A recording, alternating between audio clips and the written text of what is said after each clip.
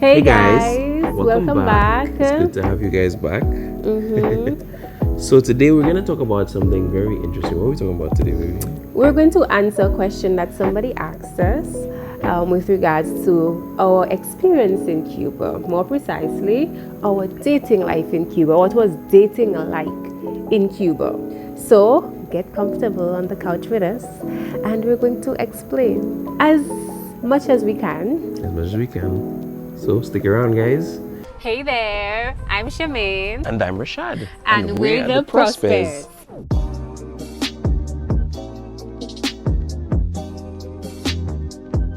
So to be able to understand the dating situation, now that's a very tricky word because some Christians don't like to use the word dating. Yeah. But in the Christian realm, we consider dating to be part of courtship, but it's intentional. It's an intentional move towards courtship, towards marriage. Yeah, it's like the second step, because the first step is like the getting to know you, and then hi, I'm Shameen. dating is like a little bit more serious. That's my boyfriend or that's my girlfriend. Yeah. And then courting, I'm introduced you to my father, my mother, because you want to get married. Yeah, hey dad, can I get your permission to marry your daughter? But so to give a contextual clue, in Cuba we lived on campus. I'm not sure if you guys are familiar with the series Love is Blind, where they take a bunch of people and they put them in a room and then they've never really seen each other yeah. And they spend, it's kind of sort of like that, except you get to see the person every day, all day. There are times that we could spend up to 20 hours a day together, because she wake up at 8, we wake up at like 8, we go to class, we have class from 8 is o'clock on campus, like 2 minutes away from your dorm. We live on campus. There's sometimes when you're in a hurry to see this person, you don't bathe before class. Not me, because I always bathe. Anyways. So you get to class for 8. She's in your class. You have class until about what time? Class in about 4 o'clock. About 4. About 4 o'clock. But then you break for lunch. Classes were not like strictly like 8 school, to 8 to 4. You have breaks. You have periods between. You have free periods, but there's like the slotted amount of time. And then at 4 o'clock, then everything happens on campus. Lunch is on campus. Breakfast is on campus. They provide you breakfast, lunch, and dinner. Dinner is on campus. So usually class finishes about 3-ish, 4-ish. You go to your room, you spend a couple hours. But when you see you really like somebody, you spend those couple hours with that person. Yeah. To the point where dinner time comes and you're still talking to that person. Then water comes on. It's time to go shower. You leave that person briefly. That's like 5:30, because it comes on for like an hour. You have to go fill your bucket or try to bathe under the shower before. Yep. Now people like me would bathe in like 10 minutes because I want to just rush back down to see her. The beauty of living on campus is that I get to see Shimeen almost sometimes 18, 19 hours a day. So let's backtrack, right? Let's backtrack. When I went to Cuba, I was in a relationship. It was a bit of a serious relationship where the guy and I decided that we were going to, wait 7 years after studying and getting the degree that we will get married. But then said guy could not wait any longer. So he ended up cheating on me. And then after that, I'm like, I'm not dating. This dating thing is not for me. God, I am focusing on you with my whole heart. I do not want anything, nobody else. I'm going hard after you. In my free time, all I did was watch sermons. I went and I prayed. I read my Bible. I did Bible study. I studied. So for me, it was just school, home, church activities, church. That was practically my entire life. And what we realized that is when persons, especially Caribbean persons, leave home and then go to these universities where mom and dad, they're not there, most persons tend to reject, their Christian life, and they kind of like birds free. So what you see happening was that a lot of the Caribbean persons were not really involved in church. So I spent most of my time with the Africans. The Africans are very grounded spiritually. They're very religious. So they were the ones that were the leaders in the different, we had cell groups, groups of young people that would meet to pray, to study the word. So I spent a lot of my time with the Africans. And listen, just like all the songs that we out here singing in the Caribbean, their worship is on point. Yes. Listen, the South Africans used to kill. Wasn't that song, the Wahamanati? Wahamanati, oh Wahamanati, oh Wahamanati, Seyabonga, Seyabonga Jesu, Seyabonga Woyama Jesulu, Seyabonga Jesu. I always used to just say Seyabonga, Yama. It's basically I thank you, Jesus. Yeah, but like, you don't know the words of the song. I always used to say Yama, Jesu. Oh my gosh. Yeah, oops. Thank you. So, so basically, for me, in terms of dating, one, I really was not interested in Caribbean guys because they really were not interested in God and church. Right? So I kind of had an aversion towards them. I would say that like they would just disgust me. I felt like they were immature. They didn't know what they wanted, and they just disgusted me. I will just say that. I would just like to point out that she was not talking about me. She was talking about the other Caribbean guys. Oh my god! Because at the time I was very seriously committed in a relationship.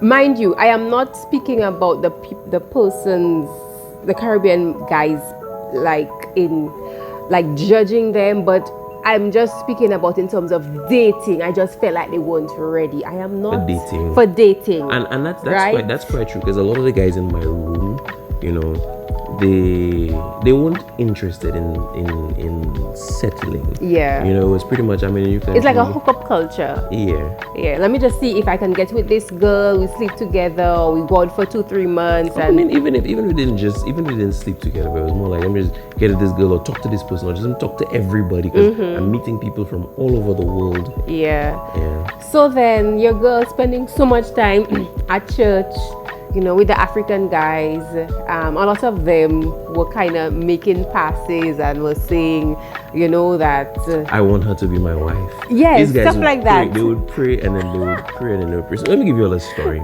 So one day, my ex-girlfriend and I, at the time when we were together, we decided that we were going to this gospel concert thing. It was put on by the South Africans. Yeah, mind you, awesome worship, awesome night. So me and my ex-girlfriend, we're pulling up, because we have each other. Guess who I see walking in with two sharply dressed African men at either side of her. Oh this my young gosh. lady, right? I'm just like, geez, boy. And me and the girl at the time, we look at each other like, geez, boy, she got game. Because she had to have like two. And listen, one thing that I will give South African men is these guys know how to dress. Oh, African men in general. True, but I find that's true. African men in general, but at the time it was just my experience with the South Africans. These guys and the Angolans. These guys know how to dress. And you see, as a man, I'm confident in my sexuality to say these men dress well. And she out there pulling up with, it's like a movie. She walks out of the bus and she's walking by these two young men who just suits, like these guys just have some kind of suede suits. Like, what kind of animal you have to kill to make a suede suit? And she pulling up, and then it's like one opening the door for her, and she walking in, and the other one closing the door. And it's like, and she sat down, and the two of them were like on one side of her. Like, I thought she was gonna sit in the middle, but she sat on. And then that night, as I'm saying it back, it seems like I was watching you the whole night. It seems so, man. I was like, we couldn't believe it. It's like, boy, and it's like this young lady has all the African men out here just. Mind you, I had no sort of feelings for these guys. And this is the thing, I saw them as my big brothers. I felt so comfortable around these church guys. And that's something that is kind of rare today, where you can go out with like guys from your church and just feel comfortable. You can have good, wholesome, fun relationships with them. They were my leaders, Ben and Tandanani. They were my leaders in my cell group. But I also feel like the way that the culture has influenced the courtship / dating is different. Because in a church, a Caribbean guy will let a girl know, hey, I'm interested in you. But to my understanding, in other cultures, these men will pray They will seek God's face. They'll seek accountability. Like, she didn't even know that some of these guys were talking to their parents about her. Yeah. On how they found out why. She didn't even know. And I think another thing that stood out to me about the African guys is that they were gentlemen. They were very, very, very respectful. They were mannerly. They were courteous. They basically put women before themselves. They always would be the first one to open the door, to pull a chair. They were just the perfect gentlemen, right? I'm speaking about the Africans in terms of the South Africans, the Angolans, even the Nigerians and Ghanaians. But there are some that are quite aggressive, the Congoleses. These guys were aggressive, and they would make you to know that they want you and they love you. And one even stalked me for days. Like, everywhere girl, I turn, he's there. Be my wife. No me amas. And they were really, really, really, really aggressive, right? So, but besides that, the majority of do that again. No me amas. No me amas. Right. I'll put the subtitles. But, right. So, like I said, I spent a lot of time while studying involved in Christian groups and activities. So there was one Caribbean guy that caught my eye in pre-med. Just so you guys know, it wasn't me. It was not me. It was not Rashad. It was not Rashad. Rashad was one of the guys that when he went to Cuba, he basically put his Christianity on the back burner. Yeah. Sadly. Pretty much the same guys we spoke about before. I was pretty much one of them. Right? So this guy was from Trinidad. And this guy was so in love with God. And ladies, I can tell you that when you find a man that loves God, it is so attractive. Babe. Rest your back. You're married. I know that, babe, but I'm talking about it. Relax. I'm talking about the experience that I had. The ladies can hear you. Right? This guy was so on fire for God. And he was not like one of these guys that you could not sit down and have a conversation with. He was down to earth. A down to earth Christian in every sense of the word, right? Caribbean guy. I felt like I found a pot of gold at the end of the rainbow. Your girl. Emotional damage. So I used to go to sell on a Tuesday, but this guy sell out on a Thursday. So I started going to 2 cell groups every week just so that I can see that guy. But you know how it is. When the young ladies want to get to know, spend more time in the young men's presence, they'll never outright and say, they'll be like, oh, I'm just coming to get some tips and some pointers for my cell group. Oh, I just like the worship. Oh, I just like the feel of the Thursday. It just feels more churchy than the Tuesday. And then, so when you first come to Cuba in terms of the church that we were at, the seniors would translate for you at church. So he was my personal translator. He opted to be my translator. So every church function, I had to sit next to him so that he can translate for me. Your girl was in heaven. Oh, it was hard to worship in church. I am just looking at him from the side of my eye, worshiping and connected to God and on fire. I'm like, Jesus. Okay. Have mercy. Okay, Jesus have mercy. Jesus have mercy. Right? So then what happened was that I was interested in him. All the guys in his room figured it out because I was always calling his room for him. I always wanted something to be done. Some advice. I always needed help. Yeah. I always needed help with something, but I don't know, but it never clicked for him. And I guess that's a problem that a lot of church guys have. They don't pick up these cues when it comes to... No, but then again, the church girls, and I'm speaking for a lot of church fellas, because there's been this conversation where the church girls say that the church fellas are slow. But I'm a church guy that feel like the church girls, they just what? They just... Help me, fellas. They're cute. It's like they... I believe in stating your intentions, all right? Me coming right out and telling a young man that I had just met for a couple months ago what I'm that, saying is, I like you, I'm interested, and no, I mean, you say you're interested, I was but not going to come out say, and hey, say you that. know, can we have a Bible study too? I mean, I don't know, like, make your intentions known. And he was a young man that was very, very, very wise. He was always he always made sure that whatever relationship he had with a lady in terms of church relationship, that nobody could speak bad of it. They wouldn't meet in compromising positions or compromising places, compromising situations. He was always aware of that. If we had to meet, it was always in an area where there was a lot of people, in the cafeteria or in the hallway. He never said, okay, let's go in the park and talk. Never, never, never, right? And I don't think he caught on either.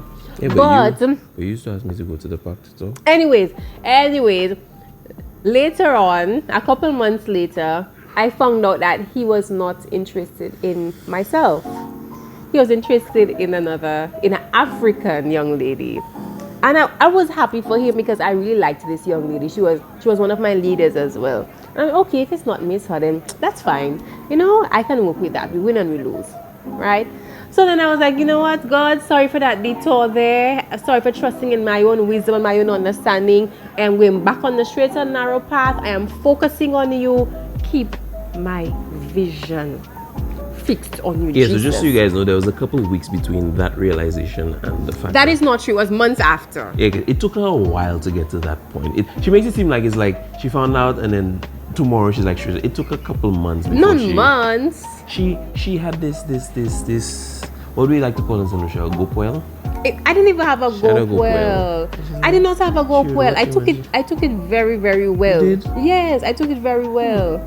It is one thing, I take these things very well. Okay, my boss. I have a lot of experience when it comes to rejection.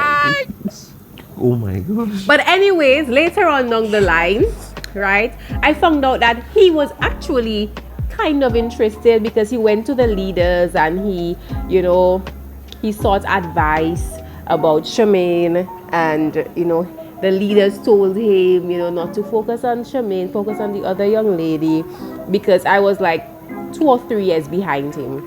And then they were like, she's just starting school, look at this other one, she's in the same year with you, you know her better, and so on. I'm like, that's fine, he's still my brother, and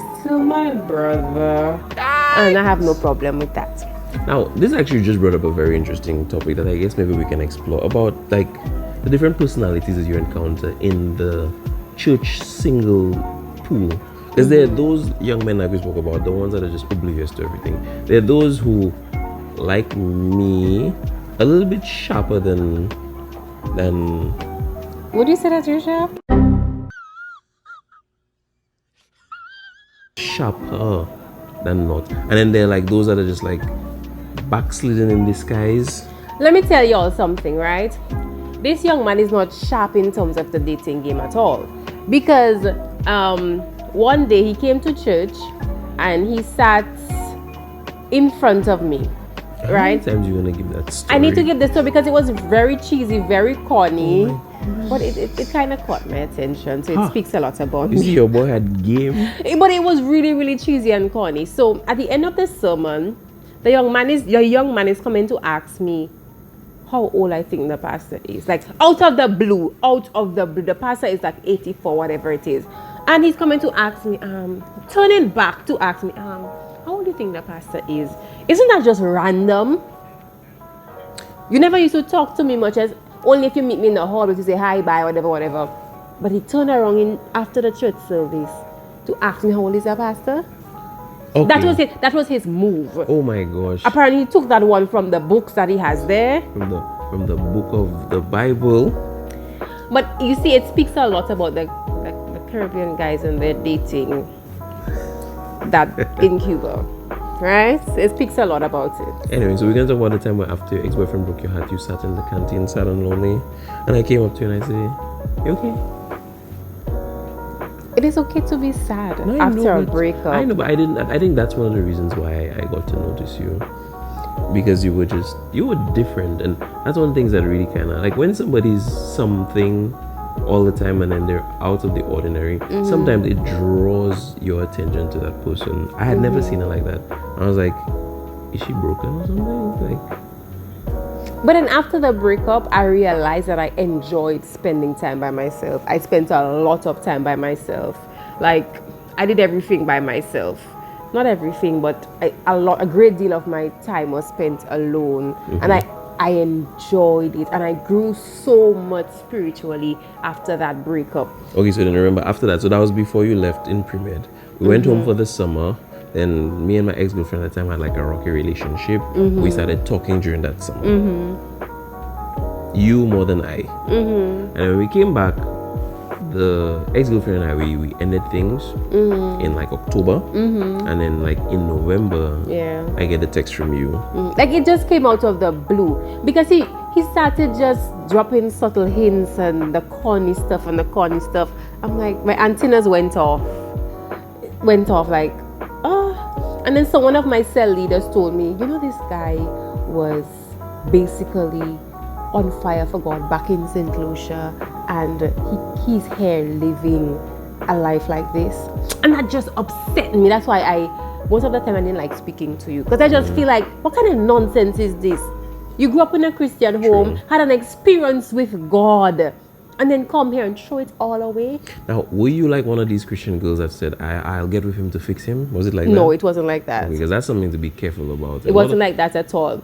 As we began to speak and we began to spend time together, I began realizing that you just lost your way. And I realized that you had a passion for God, but you, because of your experiences, you kind of just threw that love for God under the rug. You lost your way in Cuba and you had nobody to help you. So I feel like we had the church group there, and I feel like that really helped you find your way back to God. And I feel like God sent me to you for that reason, to help you find Him. And He helped me find you. Aww. So when we started getting closer, I started coming to her cell group. They would meet every Tuesday, and I would, bring my guitar and, just play little tunes, and I would love to be around her. Oh my gosh. Cell would finish and I would just sit down there, just ask her, do you need some help packing up the whatever nothings that needed to be packed up? And then, can I walk you back to your room? Granted, your boy knew what to do. My dad taught me well. It's just, I don't know what happened at the time when I was asking about the age of the pastor. That's not my best moment. Yeah. We laughed, we cried, oh my gosh, we enjoyed ourselves. We did. Went for a lot of walks. We put on a lot of weight. We exercised together. And lost all the weight. And put it back on again. Because we were having that like happy love weight gain, like good life is good in the relationship weight gain. And your girl was pictures. I was to put some pictures. Yeah, your girl was pushing like 150, 160. So December 31st, what year was that? 2015, right? Yeah, 2015. We were going to church, and then I said, babe, I have to change my life come midnight. I have to change. So then we said we were going to eat healthy, we were going to cut out sugar, so no juice because we drank a lot of juice. All the juice, all the milk. Cut out all the snacks. We were just going to eat the meals from the Commodore. Because they gave us 3 meals a day. So we're going to drink the milk and the bread. That's the only thing only sort of bread we would eat from the Commodore. Have the food that they give us at lunch, have the food at dinner, and that's it. In between, we'll eat fruits and vegetables, right? And we did Insanity every morning. My guy started, he only ended up doing 1.5 months with me. Your girl pushed through to July. From January to July. And guys, your girl was looking like a super mogul. She was looking fit. A super mogul. So, like, fit.